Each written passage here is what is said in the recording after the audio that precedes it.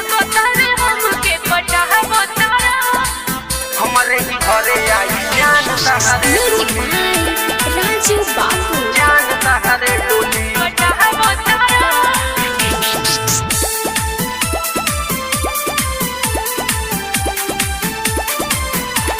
कोबो आगे कोबो पीछे आवो तारा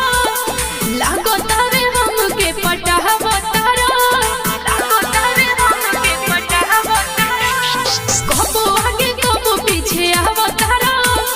लागो तारे हमके पटावो तारा अरे देखली हमार भाई तो तोहके मार दी गोली कहतानी बाते गो सुन कान खोली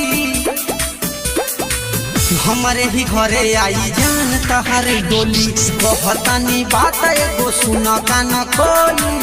हमारे ही घरे आई जान तहरे डोली हमारे ही घरे आई जान तहरे डोली हमारे ही घरे आई जान तहरे डोली अंकुश रिकॉर्डिंग स्टूडियो जादूपुर बाजार जान तहरे डोली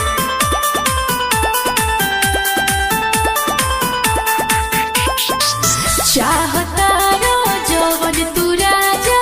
होई न को पूरा लैला मजनू के हो जैसे रही न प्यार अधूरा रही न प्यार अधूरा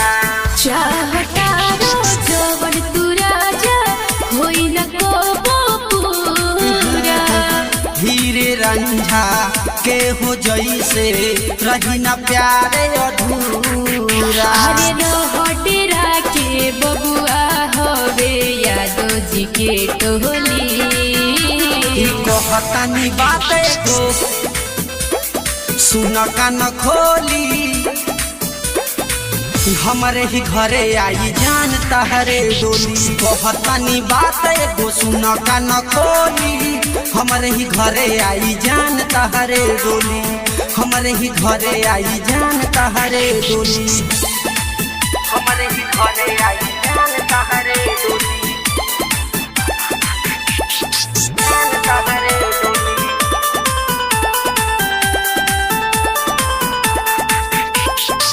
सुनतानी धर्मेंद्र धानो रहतानी डरा के तोहरे चलते ए हो नंदनी मरब जहरिया खा के मरब जहरिया खा के सुनतानी धर्मेंद्र धानो रहतानी डरा के तोहरे चलते ए हो नंदनी मरब जहरिया खा के अरे राई कर सदाम तू हमके बुझता भोली कहतानी बात एगो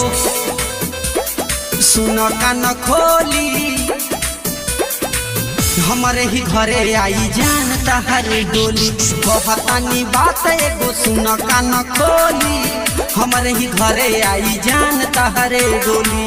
हमारे ही घरे आई जान तहरे डोली जान तहरे डोली अंकुश रिकॉर्डिंग स्टूडियो जादूपुर बाजार।